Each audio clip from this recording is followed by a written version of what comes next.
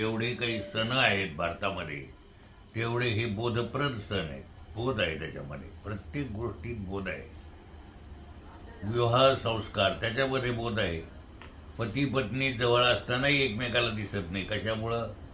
अंतरपटामुळं, सोप्या भाषेत त्याला पडद्यामुळं.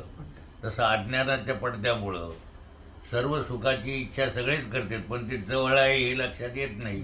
तर अज्ञानाचा पडदा बाजूला गेलाय की अरे सर्व सुखरूप तर मीच आहे असं लक्षात येत असतं. सगळे सण हे सगळे बोधप्रद आहे. त्यात पोळा जो आहे, हा पोळा ती गोमाता तिचं लेकरू आपल्या स्वाधीन करते. ते बिचारे आपल्या शेतीत काम करतात, आपल्याला उत्पन्न काढून देतात, आणि आपण त्यांना त्या दिवशी कमीत कमी मोठ्या प्रेमानं आपला भाऊ म्हणून त्याला जीव लावायचा असतो, त्याची देव म्हणून पूजा करायची असते, त्याला हे करायचं असतं. असा हा